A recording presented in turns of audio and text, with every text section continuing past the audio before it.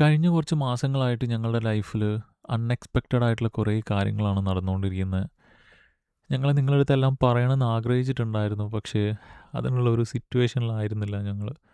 പക്ഷേ ഇപ്പം ഞങ്ങൾ വിചാരിക്കുകയാണ്, ഇതാണ് ഞങ്ങളുടെ ബെസ്റ്റ് ടൈം നിങ്ങളോടെല്ലാം റിവീൽ ചെയ്യാൻ. കാരണം ഞങ്ങൾ അതിൽ നിന്നൊക്കെ റിക്കവർ ചെയ്ത് വന്നുകൊണ്ടിരിക്കുകയാണ്.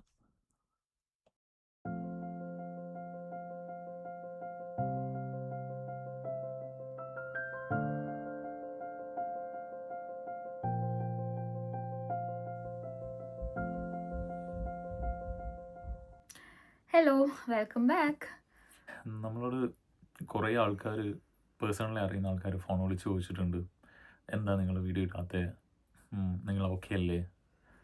പിന്നെ അതുപോലെ തന്നെ ഞങ്ങളുടെ മെയിലിലേക്ക് കുറേ മെയിൽ വന്നിട്ടുണ്ടായിരുന്നു. എന്നാൽ ഞങ്ങൾക്ക് സ്ഥിരമായിട്ട് മെയിൽ അയക്കുന്ന കുറച്ച് ആൾക്കാരുണ്ട്.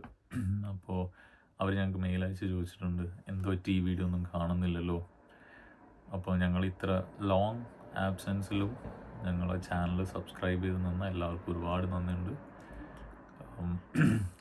നമ്മളെ ലൈഫ് ചേഞ്ചിങ് ആയിട്ടുള്ള 2 മൊമെൻറ്റ്സ് സംഭവിച്ചുകൊണ്ടാണ് ഞങ്ങൾക്ക് ഇത്രയും ലോങ് ഗ്യാപ്പ് എടുക്കേണ്ടി വന്നത്.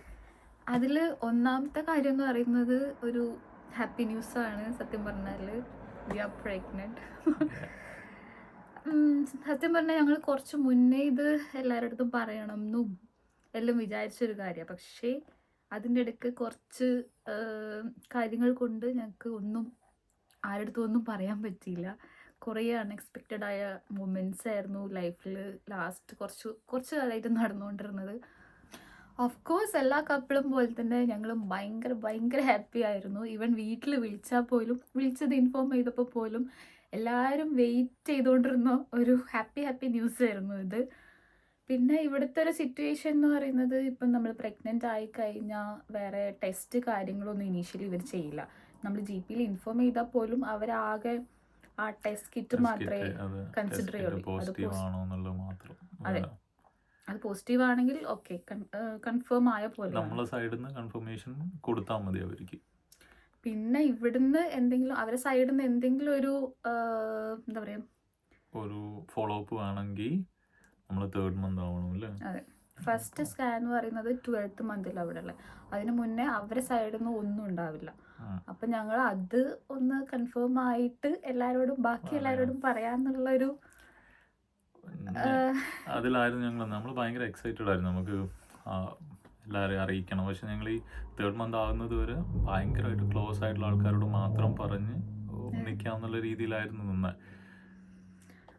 അപ്പോഴാണ് വേറെ കുറച്ച് സംഭവങ്ങൾ ഞങ്ങളുടെ ലൈഫിലേക്ക് ഞങ്ങൾ പോലും പ്രതീക്ഷിക്കാതെ കയറി വന്നത്. ഞങ്ങളുടെ ജീവിതത്തിൽ അങ്ങനെ ഒരു സംഭവം ഞങ്ങൾക്ക് വരുന്ന ഞങ്ങൾ ഒരിക്കലും പ്രതീക്ഷ ഉണ്ടായിരുന്നില്ല.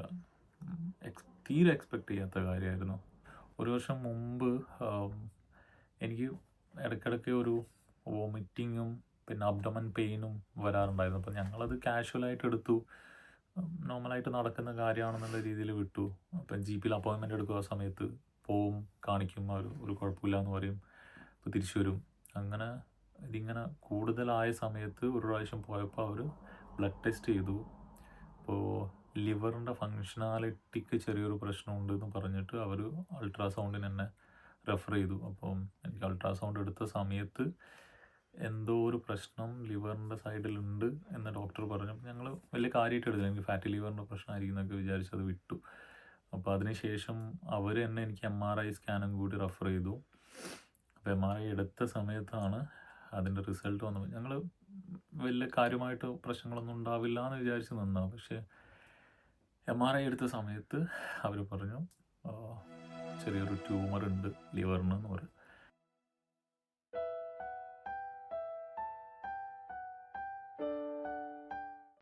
അപ്പോൾ ഞങ്ങൾ ഒരുപാട് സന്തോഷത്തിൽ നിൽക്കുന്ന സമയമായിരുന്നു പ്രഗ്നൻസി കാര്യങ്ങളൊക്കെ.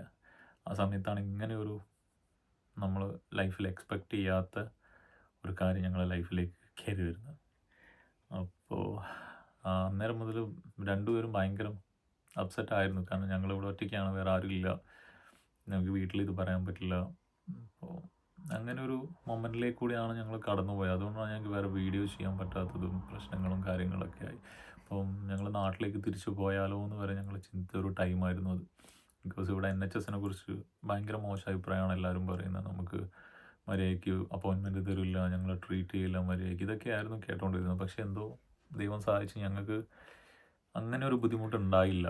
കാരണം ഇങ്ങനെ ഒരു പ്രശ്നമാണെന്ന് അവരറിഞ്ഞത് മുതൽ ഞങ്ങളെ നന്നായിട്ട് ടേക്ക് കെയർ ചെയ്തിട്ടുണ്ട്. അപ്പം കാരണം വിളിച്ച് ഞങ്ങളെ സംസാരിക്കുന്നുണ്ടായിരുന്നു, അപ്പോയിൻമെൻറ്റ് പ്രോപ്പറായിട്ട് തരുന്നുണ്ടായിരുന്നു, പിന്നെ ഇതിന് ഗ്രോത്ത് ഉണ്ടോ എന്ന് ചെക്ക് ചെയ്യുന്നുണ്ടായിരുന്നു. അപ്പോൾ അവർ പറഞ്ഞത് ഇത് ക്യാൻസറസ് അല്ല, ബട്ട് ക്യാൻസർ ആവാനുള്ള സാധ്യത കൂടുതലാണ്, അതുകൊണ്ട് പെട്ടെന്ന് തന്നെ നമ്മൾ റിമൂവ് ചെയ്താണ്.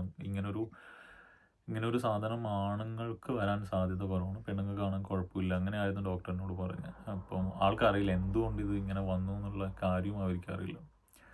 സോ ഞങ്ങൾക്ക് റോയൽ ഫ്രീ ലണ്ടനിൽ അപ്പോയിൻമെൻറ്റ് കിട്ടി. അപ്പം നല്ലൊരു ടീം ഒരു സർജറി അടിപൊളിയായിട്ട് ചെയ്തു. അപ്പോൾ ലിവറിൻ്റെ പോർഷൻ അവർ കട്ട് ചെയ്ത് കളഞ്ഞു. ഇപ്പം ഞങ്ങൾ റിക്കവറി സ്റ്റേജിലൂടെ കടന്നു പോവാണ്.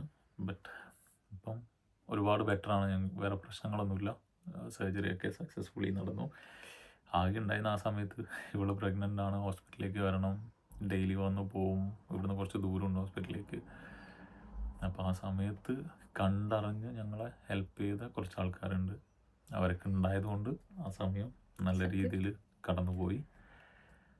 അപ്പോൾ എല്ലാം ദൈവം സഹായിച്ച എല്ലാ പ്രശ്നങ്ങളും തീർന്നു.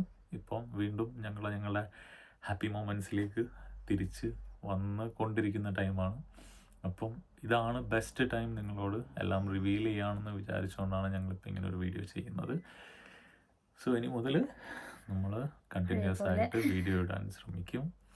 കാരണം പറഞ്ഞില്ലേ, പാസ്റ്റ് കുറച്ച് പ്രശ്നങ്ങളിലൂടെ കടന്നു പോയതുകൊണ്ടാണ്.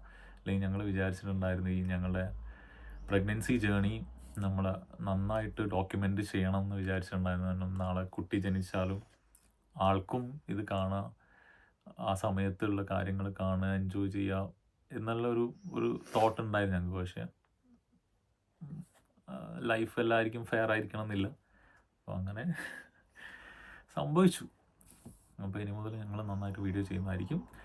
അപ്പം ഞങ്ങൾ ഈ ഭയങ്കരമായിട്ട് ഞങ്ങളെ ലൈഫിൽ നടന്ന ബാഡ് സിറ്റുവേഷനിൽ ഞങ്ങളെ കൂടെ നിന്ന് ഒരുപാട് പേരുണ്ട്. അവർക്ക് ഇത്ര നന്ദി പറഞ്ഞാലും മതിയാവില്ല. ഇനി ഞങ്ങൾ പ്രോപ്പറായിട്ട് വീഡിയോ ചെയ്യും. സോ ഇനി എന്തെങ്കിലും അങ്ങനെയൊക്കെയാണ് കാര്യങ്ങൾ. അപ്പം നമുക്ക് അടുത്ത വീഡിയോ മുതൽ കാണാമല്ലേ? അതെ.